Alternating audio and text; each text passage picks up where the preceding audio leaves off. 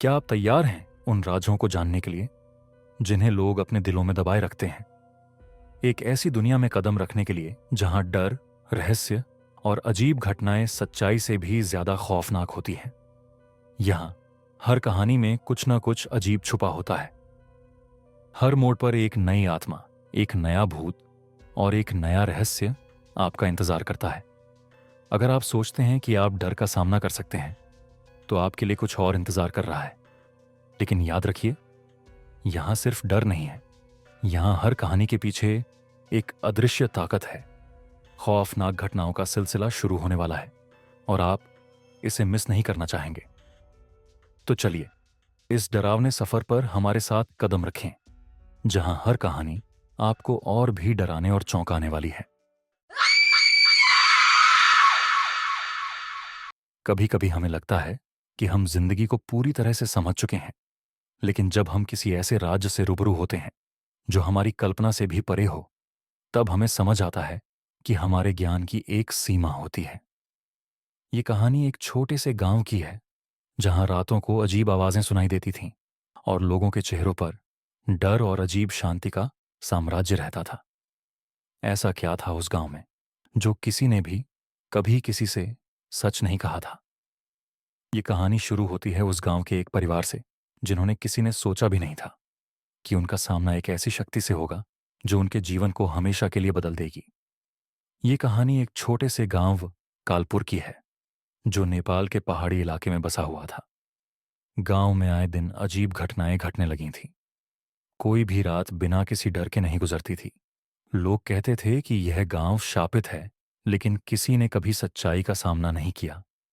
एक दिन अनिका और उसके परिवार ने यह तय किया कि वे अपनी जान की सलामती के लिए इस रहस्यमयी गांव में आकर रहेंगे। लेकिन जैसे जैसे दिन बीतते गए, यह परिवार भी उन अजीब घटनाओं का शिकार बन गया। शुरुआत में यह मामूली बातें थीं। घर की खिड़कियां अपने आप बंद हो जाती थीं, अंधेरे में किसी की आवाजें आती थीं और कभी कभी किसी का हाथ छूने जैसा एहसास होता। लेकिन एक रात, जब अनिका अपने कमरे में अकेली थी, उसने महसूस किया कि जैसे कोई उसका पीछा कर रहा हो। उसकी सांसें तेज हो गईं और अचानक एक ठंडी हवा ने कमरे को भर दिया। उसने पलटकर देखा और वह देखकर उसके होश उड़ गए। कमरे की दीवारों पर धुएं के बादल थे और उन बादलों में एक खौफनाक चेहरा उभर रहा था। अनिका की चीखें सुनकर उसके माता पिता दौड़ते हुए कमरे में पहुंचे, लेकिन जो दृश्य उन्हें देखने को मिला वह इतना खौफनाक था कि उनकी सांसें थम गईं। अनिका एक कोने में सिहरती हुई पड़ी थी और उसकी आंखों से आंसू बह रहे थे। लेकिन जब उसके पिता ने उसे अपने पास खींचने की कोशिश की, तो उसने उन्हें हाथ से धक्का दे दिया और कहा, वो बाहर है, वो आ चुका है। गांव में हर किसी ने अपनी आंखों से अनिका के साथ घटित एक और अजीब घटना देखी थी। अनिका की हालत इतनी खराब हो चुकी थी कि वह कुछ भी बोल नहीं पा रही थी। उसकी मां ने पूछा, क्या तुम हमें बताओगी कि तुम्हारे साथ क्या हुआ? अनिका बस एक ही शब्द दोहराती रही, वो वो खड़ा था। इतनी कड़ी रातों के बाद अनिका को अस्पताल ले जाया गया, लेकिन वहां भी कोई डॉक्टर उसकी हालत ठीक नहीं कर पाया। उसकी आंखों में एक खौफनाक दहशत थी, जैसे वह किसी को देख रही हो जो औरों से परे था। कुछ दिन बाद गांव में एक बुजुर्ग महिला आई, जिसका नाम पार्वती था। वह गांव में बहुत सालों से रह रही थी और लोगों के बारे में कई अजीब कहानियां सुनाई थीं। पार्वती ने बताया कि वह आत्मा जो अनिका के साथ घटनाओं का कारण बन रही थी, वह कोई साधारण आत्मा नहीं थी। वह एक प्राचीन शापित आत्मा थी, जो वर्षों पहले उस गांव में एक निर्दोष लड़की को मारने के बाद हमेशा के लिए वहां रह गई थी। उस आत्मा का नाम था काल रानी और उसकी ताकत इतनी बड़ी थी कि वह किसी को भी अपनी गिरफ्त में ले सकती थी। पार्वती ने बताया कि काल रानी को हर साल किसी न किसी मासूम की बलि चाहिए होती है, और अगर उसे बलि नहीं दी जाती तो वह गांव में अराजकता फैला देती है। पिछले कई सालों से गांव वालों ने उसे नकारने की कोशिश की थी, लेकिन हर बार कुछ नया खौफनाक घटित होता रहा। अब वह अपनी आदतों से हटकर परिवारों को शिकार बनाने आई थी। इस सब का सबसे डरावना पहलू यह था कि काल रानी ने अपनी शक्ति से अनिका को अपने कब्जे में ले लिया था, और अब जब तक अनिका की बलि नहीं दी जाएगी, वह गांव को पूरी तरह से तबाह कर देगी। लेकिन ये कहानी यहीं खत्म नहीं होती। पार्वती ने एक बहुत महत्वपूर्ण खुलासा किया। वह अब बताने लगी। काल रानी को शांत करने के लिए एक ही तरीका था। उसे खुद उसी गांव में, उसी मंदिर में, उसी रात, उसी शापित स्थान पर हर साल श्रद्धा के साथ बुलाना पड़ता है। लेकिन ध्यान रखना, उसके बाद अगर कोई उसे चुनौती देगा तो वह बदला लेगी। आखिरकार अनिका और उसके परिवार को एक खौफनाक निर्णय लेना था। क्या वे उस शापित आत्मा के आगे झुकेंगे और गांव को बचाएंगे, या फिर काल रानी का गुस्सा और भी बढ़ेगा। लेकिन जब पार्वती ने एक और चौंकाने वाली बात कही तो सबके होश उड़ गए। जो आत्मा तुम्हारे पास आई थी वह कोई साधारण आत्मा नहीं थी। वह वही आत्मा थी जो कई साल पहले तुम्हारी दादी की मौत का कारण बनी थी। क्या अनिका की दादी भी उसी शापित आत्मा की शिकार बनी थी? क्या अनिका को अपनी दादी की आत्मा से मिलना होगा? और क्या उसकी दादी की आत्मा उसकी मदद करेगी? कभी आपने सोचा है कि क्या होता अगर आपकी सबसे डरावनी रात आपके साथ सचमुच घटने लगे? क्या आप अपने घर, अपने परिवार और अपनी जिंदगी को किसी खौफनाक सच्चाई के सामने नतमस्तक होते हुए देख पाते हैं? ये कहानी एक ऐसे परिवार की है जिन्होंने न सिर्फ अपनी जिंदगी की सबसे खौफनाक रात देखी, बल्कि उस रात के बाद उनकी दुनिया पूरी तरह से बदल गई। एक परिवार जो कुंभकर्ण की नींद से जागकर अपने सपनों को सच करने नेपाल के एक छोटे से गांव में आकर रहने आया था।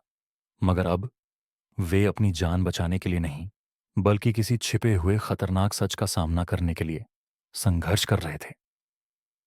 क्या आपने कभी सोचा है कि एक घर में ऐसी क्या बात हो सकती है जो आपको रातों रात उखद्दा कर रख दे? क्या अगर वो रात किसी शापित आत्मा के कदमों से आपका पीछा करने लगे? जब अनिका ने पहली बार वह चेहरा देखा था तो उसे लगा था कि वह सिर्फ एक बुरा सपना था। लेकिन अब वह सपना उसकी सबसे काली हकीकत बन चुकी थी। गांव में रहते हुए उन्हें शुरू में सब कुछ सामान्य सा लगा था। अनिका और उसके परिवार ने उस छोटे से पहाड़ी गांव में शांति की उम्मीद की थी। लेकिन जल्दी ही उन्होंने महसूस किया कि कुछ तो गलत है।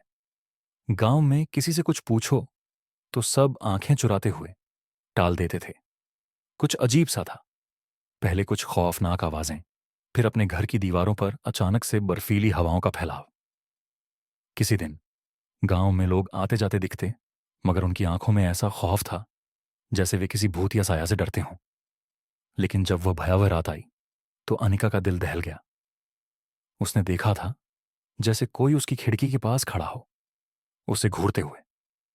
शुरुआत में उसे लगा कि उसकी आंखों का धोखा है, लेकिन जब वह देखने के लिए उठी तो कमरे की खिड़की के पास कोई खड़ा था। वह साया, वह चेहरा, वही चेहरा जिसे वह कई दिनों से महसूस कर रही थी। एक भूतिया सिलहूट जो हिलता हुआ दिखाई दे रहा था, जैसे वह उसकी आंखों में सीधे घूरता हो। अनिका ने जैसे ही उस चेहरे को देखा, उसके पूरे शरीर में बिजली सी दौड़ गई। वह चीखी, मगर उसका गला सूख चुका था। उसकी आवाज बाहर नहीं निकल रही थी। तभी उसका भाई आरव कमरे में आया और वह दृश्य देखता हुआ ठिठक गया। वह घबराया हुआ बोला, अनिका, ये क्या है? लेकिन जब तक वह कुछ कर पाता, वह साया जैसे ही गायब हुआ, वैसे ही आरव का चेहरा भी सफेद पड़ गया। वह जानता था कि यह कोई साधारण बात नहीं है। रात का खौफ अब अनिका और उसके परिवार के लिए एक असहनीय दर्द बन चुका था। अनिका की हालत इतनी खराब हो चुकी थी कि वह पूरी रात अपने माता पिता के पास चिपकी रहती थी और बार बार यही कहती रहती थी, वो मुझे छोड़ नहीं रही है, वह मुझे अपने साथ ले जाएगी। एक रात जब वे सोने की कोशिश कर रहे थे तो अचानक कमरे में एक ठंडी हवा घुसी। अनिका की आंखें खुल गईं और उसने देखा कि उसके माता पिता गहरी नींद में थे। लेकिन उस रात उसके पास वही साया खड़ा था, वह साया जो अब और भी विकृत हो चुका था। उसने अनिका से कहा, तुम मेरी मदद करो, नहीं तो तुम्हें भी वह बनाना पड़ेगा। अनिका की आंखों में आंसू थे, दिल में घबराहट, लेकिन उसकी चीख बाहर नहीं निकल पाई। इसके बाद अगले दिन की सुबह जब अनिका के माता पिता ने देखा कि उनकी बेटी की हालत और भी बदतर हो गई थी, तो उन्होंने डॉक्टर को बुलवाया। डॉक्टर ने बताया कि यह मानसिक समस्या हो सकती है। लेकिन एक दिन डॉक्टर के आने से पहले ही अनिका ने एक चौंकाने वाली बात कही। मेरे साथ जो हो रहा है वह कोई मानसिक बीमारी नहीं है। वह जो आत्मा है, वह वह मेरी दादी की आत्मा है। इस एक वाक्य ने पूरी तरह से उनके पैरों के नीचे से जमीन खींच ली। अनिका की दादी की मौत भी एक रहस्यमयी हालात में हुई थी, और अब उसकी आत्मा का अनिका से जुड़ना किसी भूतिया प्रकोप से कम नहीं था।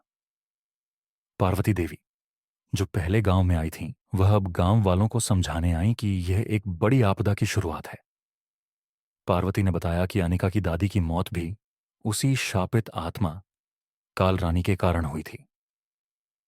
काल रानी नामक यह आत्मा वर्षों पहले गांव में एक निर्दोष लड़की के रूप में रहती थी, लेकिन उसके साथ हुए अन्याय ने उसे भूतिया ताकत दे दी। वह लड़की अब काल रानी बन चुकी थी, जो हर साल अपनी बलि मांगती थी। पार्वती देवी ने यह भी बताया कि अगर समय रहते कोई सही उपाय नहीं किया गया तो यह आत्मा केवल अनिका के परिवार तक ही सीमित नहीं रहेगी। वह पूरे गांव में फैलेगी और सबको अपनी गिरफ्त में ले लेगी।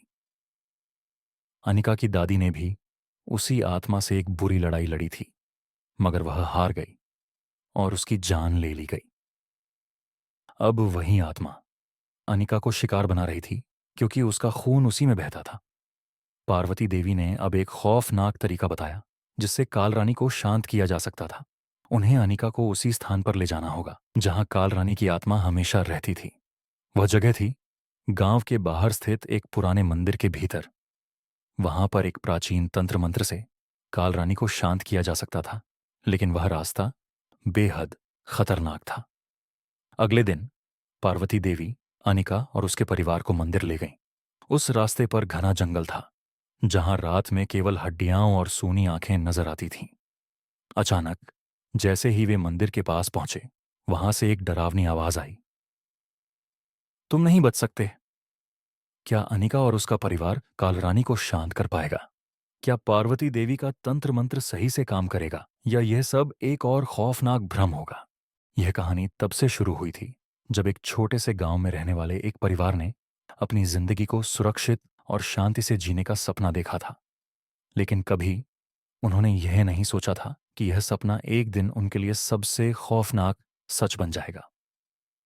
हर रात अनिका और उसके परिवार को डर था।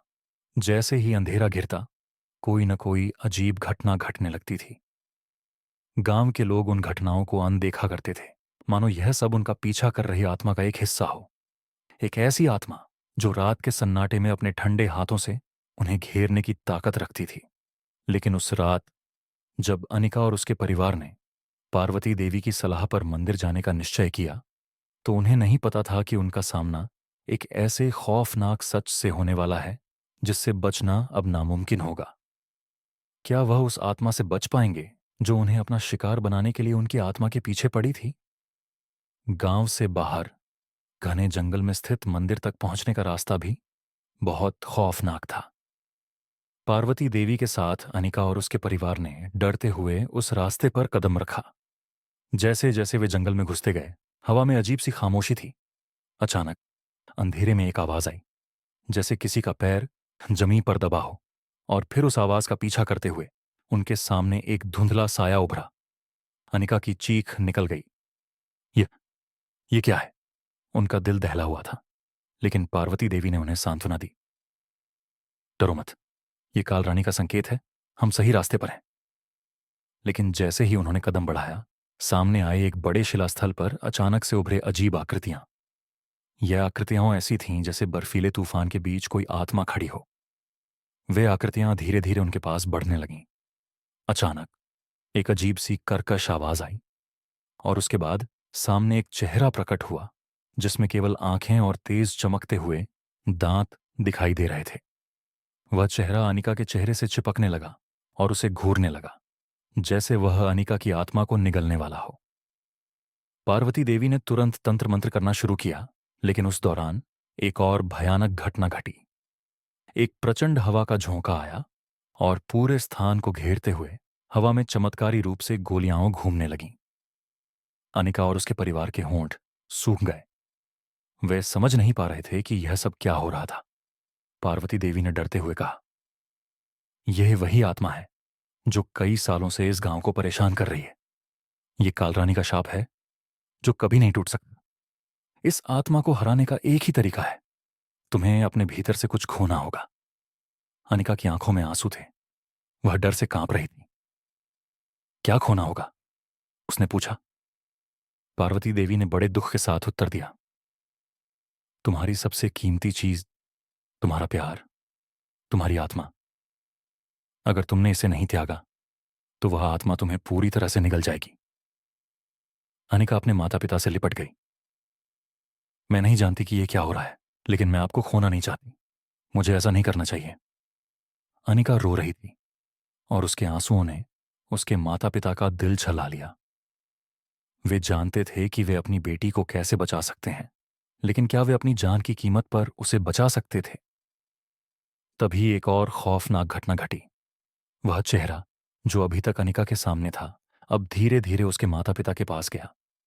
जैसे ही वह उनके पास आया, उन्होंने देखा कि उनके माता पिता के शरीर में एक अजीब सी हलचल हो रही थी, जैसे कुछ अंदर से निकलने वाला हो। पार्वती देवी ने उन्हें फौरन चेतावनी दी, जो अब होने वाला है वह तुम्हारे सबसे बड़े डर का सामना कराएगा। पार्वती देवी के कहने के बाद अनिका की मां के शरीर में कुछ असामान्य घटित हुआ। वह अचानक तड़पने लगी और उसके बाद उसने एक खौफनाक आवाज में कहा, मैं वह नहीं हूं जो तुम समझते हो। अनिका और उसके पिता घबराए हुए थे, लेकिन पार्वती देवी ने कहा, यह सब ठीक होगा। वह खुद हैरान थी कि अनिका की मां के शरीर पर एक और आत्मा का कब्जा था। यह आत्मा कालरानी के अधीन एक और शक्ति थी, जो उसे इस परिवार में घुसपैठ करने का मौका दे रही थी। पार्वती देवी ने बताया कि यह आत्मा अनिका की दादी की आत्मा थी, जो अपने जीवन के अंतिम क्षणों में कालरानी से जूझने की कोशिश कर रही थी। अब अनिका की मां ने उसे अपनी आत्मा में समाहित कर लिया था। अनिका ने रुकते हुए कहा, तो क्या हम अब अपनी दादी की मदद से कालरानी को हरा सकते हैं? पार्वती देवी ने सिर झुकाकर कहा, यह कठिन है, लेकिन यही एक रास्ता है। तुम्हारी मां को इस संघर्ष में शामिल होना होगा और तुम्हें अब अपनी दादी की आत्मा को अपने भीतर बुलाना होगा। अनिका के मन में कई सवाल उठ रहे थे।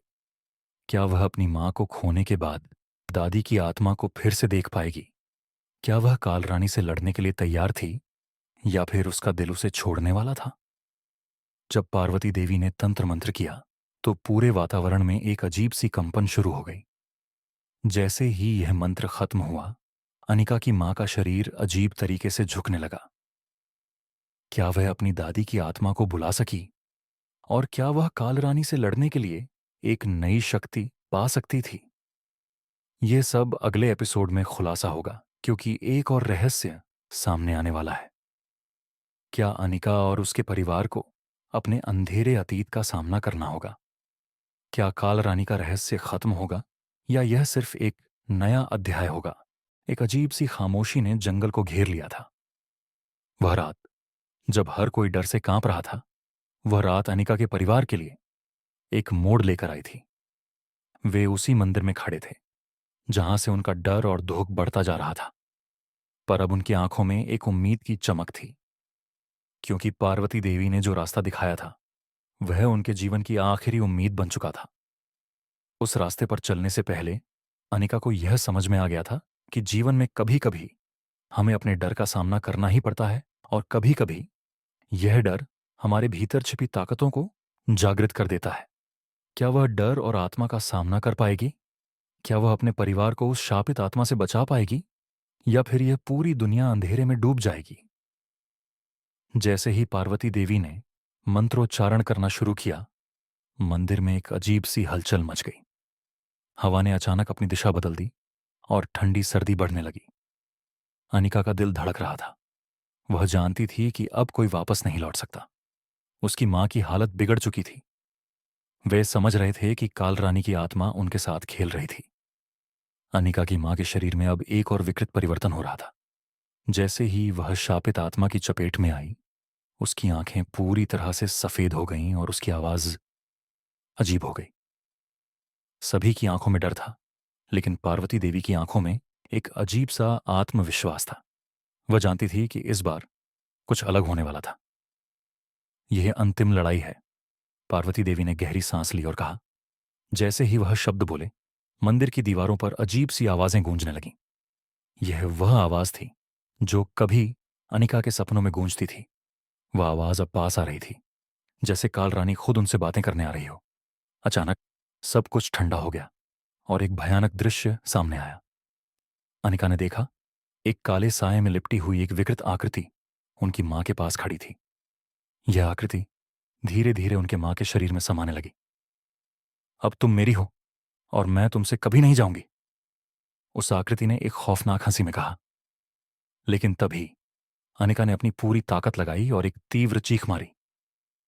तुम नहीं आओगी, तुम हमारी जान नहीं ले सकती। अचानक अनिका का दिल इतना मजबूत हो गया कि उसने एक अदृश्य ताकत महसूस की।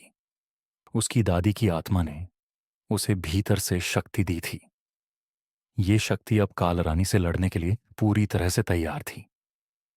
जैसे ही अनिका ने अपनी मां को बचाने के लिए कदम बढ़ाया, अचानक एक चमकदार रोशनी मंदिर में फैल गई। यह वह रोशनी थी जिसे पार्वती देवी ने पहले देखा था, एक चमत्कारी घटना जिसमें हर भूतिया ताकत शांत हो जाती है। अनिका की आंखों में आंसू थे, लेकिन उसके मन में एक अडिग साहस था। वह जानती थी कि अगर वह हार गई तो न सिर्फ उसकी मां बल्कि वह खुद भी काल रानी की चपेट में आ जाएगी। लेकिन जैसे ही अनिका ने पार्वती देवी से जुड़ने की कोशिश की, उसके दिमाग में उसकी दादी का चेहरा आया। तुम ही हो मेरी शक्ति, उसने धीरे से कहा। तभी उसके शरीर में अजीब सी गर्मी महसूस हुई और उसके हाथ में एक मजबूत ऊर्जा समा गई। उसकी दादी की आत्मा ने उसे भीतर से शक्ति दी थी। तभी मंदिर की दीवारों से एक और भयावह आवाज आई, लेकिन अब अनिका में डर की कोई जगह नहीं थी। उसने पार्वती देवी की मदद से तंत्र मंत्र करना शुरू किया। यह मंत्र जैसे ही अनिका के मुंह से बाहर आया, एक अजीब सी हलचल मंदिर में होने लगी। हर दीवार, हर पत्थर, हर लकड़ी जैसे गूंज उठी। फिर एक विशाल धमाका हुआ और पूरे मंदिर की दीवारों पर खून के छींटे उड़ने लगे। हर कोई कांपने लगा, लेकिन अनिका ने अपनी आंखें बंद की और अपने दिल को मजबूत किया। उसकी दादी की आत्मा अब पूरी तरह से उसे ताकत दे रही थी। अब जब वह डर से पूरी तरह बाहर आ चुकी थी, उसने महसूस किया कि काल रानी की आत्मा अब असहाय हो चुकी थी। पार्वती देवी ने कहा, अब यह आत्मा तुम्हारी मां से बाहर निकल चुकी है। अंतिम कदम था। लेकिन अनिका ने देखा, उसकी मां ने धीरे धीरे अपने शरीर को होश में पाया और उसकी आंखों में ममता की झलक लौटी। वह आंसू में डूबी हुई बोली, तुमने मुझे बचाया बेटा, तुमने मुझे बचाया। पार्वती देवी ने मुस्कुराते हुए कहा, यह चमत्कार तुम्हारी ताकत का परिणाम है। तुम्हारे परिवार की एकजुटता और प्यार ने ही काल रानी को हराया। अनिका और उसके परिवार की आंखों में आंसू थे, लेकिन अब ये आंसू राहत के थे। जिस डर ने उन्हें कई रातों तक जकड़े रखा था, वह अब दूर हो चुका था। मंदिर के भीतर जो अंधेरा था, वह अब रोशनी में बदल चुका था। वह रात अनिका और उसके परिवार के लिए एक नया जन्म थी। उन्होंने ये सीखा कि कोई भी डर, कोई भी बुरी शक्ति, अगर आप दिल से मजबूत हों और एकजुट होकर किसी चीज का सामना करें, तो आप उसे हरा सकते हैं। आत्मा और डर की ताकत तभी तक होती है जब तक हम अपने अंदर की ताकत को पहचानने की कोशिश नहीं करते। अंत में यह कहानी एक कड़ी सीख देती है, हमें कभी भी अपने डर से भागना नहीं चाहिए। हमें उसे अपनी ताकत बनाने की कोशिश करनी चाहिए। और सबसे महत्वपूर्ण बात यह है कि प्यार और परिवार का संबंध किसी भी बुरी ताकत से ज्यादा मजबूत होता है। सच्चा साहस कभी भी डर से नहीं आता, बल्कि अपने परिवार और खुद के विश्वास से आता है। क्या यह डर अब आपके साथ रहेगा? क्या यह रहस्यमयी शक्ति आपको अपनी गिरफ्त में ले चुकी है, या फिर आपने डर का सामना करके इसे हराया? उस खौफनाक कहानी को सुलझाने का क्या परिणाम हुआ?